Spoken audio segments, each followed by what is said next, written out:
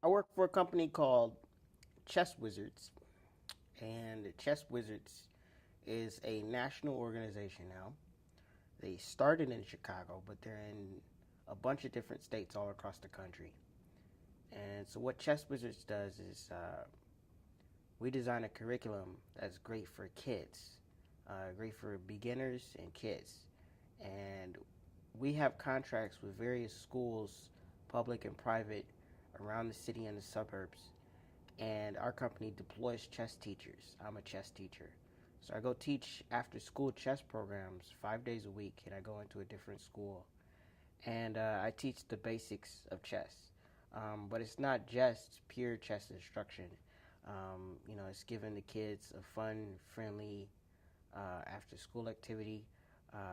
You're teaching sportsmanship, you're teaching confidence, you're teaching morale, you know. Um, so, yeah, it's great for kids. You're getting them to use their memory and their concentration and their discipline. So, I really find it fulfilling. Your average casual player probably hasn't studied chess nearly as long. They may think that they're pretty good at chess because they can beat their pals. But the chess hustler has probably devoted decades to chess, like the study of chess, the practice of the art. Yeah, they really understand what's going on. And so when you start playing speed chess with a hustler, you better be ready to jump into the Shark Tank. Once you start to get it with chess, and what I mean by get it is like beyond how the pieces move. Um, you start to learn chess strategy. So some players, I guess you could say, are tactical. Some players, I guess you could say, are positional. Um, some players you could say are passive, and some players you could say are aggressive. There's different types of chess that you could play. I consider myself probably more positional, and I want to be universal. So to know when to just stay solid and to know when to break it open and attack. But yeah, so positional is more like the human side of chess, where you can see the different imbalances, uh, and you can start to target them. It becomes clear. You can paint a picture. Tactical is where if you have a type of mind that can just get lost in something, OCD personalities, if you can just get lost in something, then you can start to see endless possibilities and you calculate every single variation. Once you move beyond just basic club level play and playing with your buddies, you decide, okay, I'm going to get serious about chess. Get serious.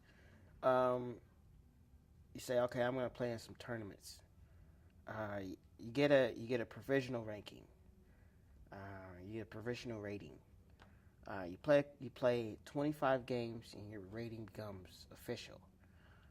Uh, you're probably going to end up in one of the classes. So we have class A, B, C, D, E.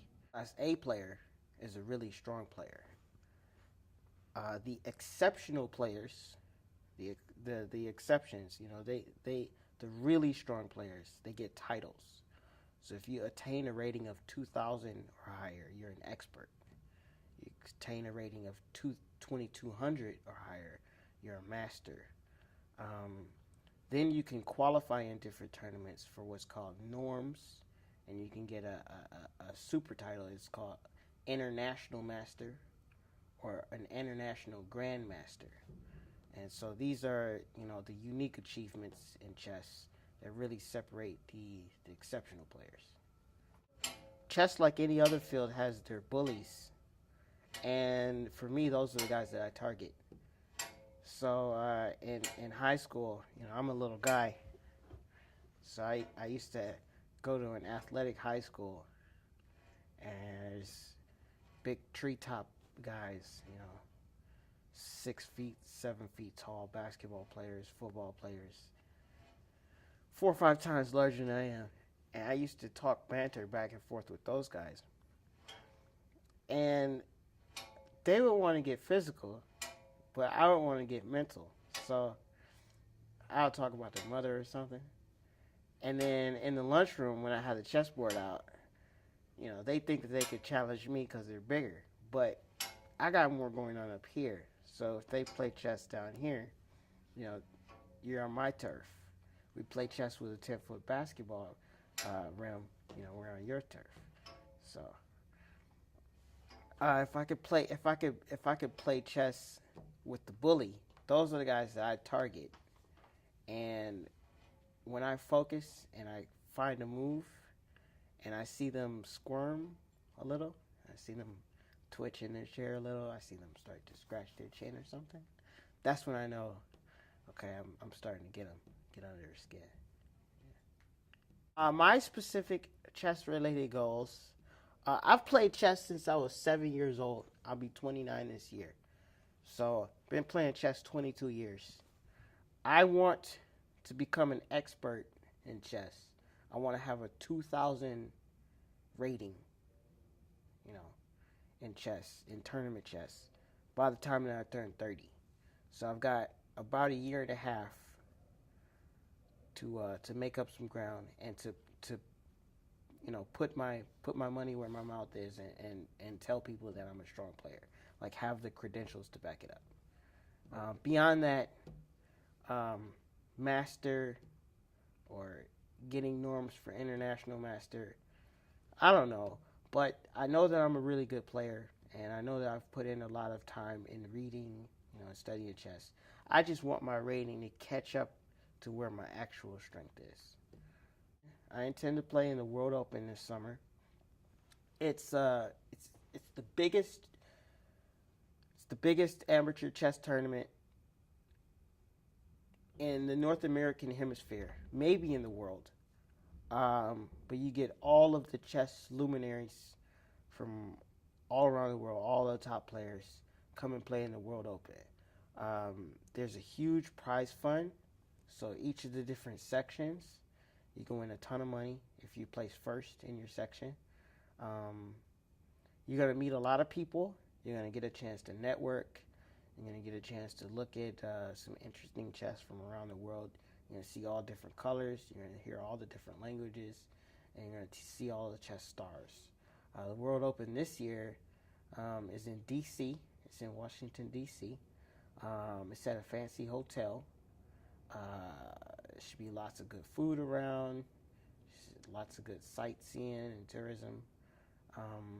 But the big focus is the 5-day, 9-round chess tournament. So 2 games a day, every day. Each game can be 6 hours. So it's a grueling marathon week of chess. To win, you have to have exceptional endurance. This is an extremely cerebral game.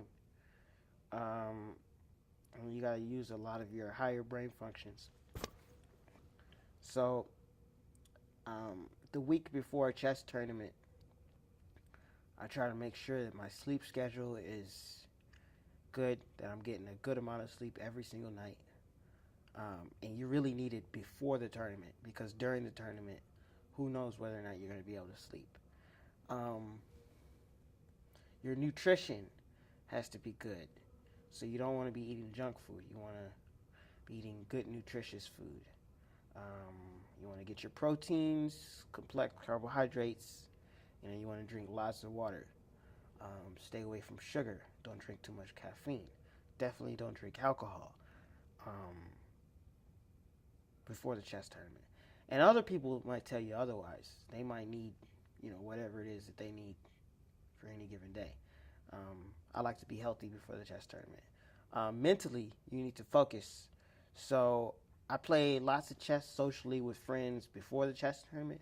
But once the chess tournament starts, there's no more extraneous chess. There's just the chess that I play for the tournament. Some players play chess in between rounds, but I need to clear my mind in between rounds and get ready for the next round. I'll tell you one way that chess has changed for me. I just recently started playing on the internet. Now, you have to get used to the mouse, then you got to keep up with your opponent, you got to keep your focus. between the internet and the computer, the game has gotten a lot more exacting. From all ages, all ranges, everybody's getting it. Now, see, sandbagging is not exactly cheating. The whole idea is that for years, I've watched people come from other countries, come to America, start to play chess with no rating, and they're grandmasters. For instance, I remember one of the first tournaments I played in New York was a big tournament, and I was in an unrated section. 5,000 first prize. I was like, I got this in the bag. I win my first 3 games. The next person I play is a guy named Yehuda Grunfeld from Israel. Now, over there, he had a 2680 rating. Here, he had a unrated. I'm like, I don't believe this. The next round, I play another grandmaster from Russia. And needless to say, I lost both games. But what people tend to do is, like, they want to keep their rating as low as possible to win as many small tournaments, many of the lower rated tournaments as they can. Now, they call it cheating. I think that if you have a rating, whatever that number is, and you earned it, that's you. That ain't cheating. Most chess players reach their prime between 20 and 35. You can see it with, I was just reading an article about Nakamura, the U.S. #1 player. Now, he's only 25, yet he feels like he's in his prime right now. And his goal is to be world champ. Now, the guys, his #1 competitors, are younger than him. Does he feel intimidated? No. As they said in the article, even though he hasn't had the success that he wants in terms of becoming the world champ, for me, if I play, just put together a couple of good games at any particular tournament, it was worth the effort. Because with age, your skills go down. You can study, you can do a whole lot of other things to kind of slow down that drop-off, but it's happening. One of the main differences that I notice on the East Coast, it's always about style, and the Midwest is more about substance. The way we look at chess and on the East Coast, the players think more strategically, looking for quiet positional ideas. Out here, they're like, well, how do I knock them out? Period. And you'll see, I guess it comes down to tactics versus strategy, philosophy, however you want to describe it. Number one thing that needs to change in chess is the willingness for chess players to work together. Considering that in the United States there are at least 3 million chess players, and in Chicago alone there's at least 1,000. In the black community, there are hundreds. But to get a group of chess players to plan a chess trip, we're going to this tournament, we're going to pool our money, we're going to get the hotel and everything and all pull their resources and make it happen, doesn't happen often. And that's unfortunate.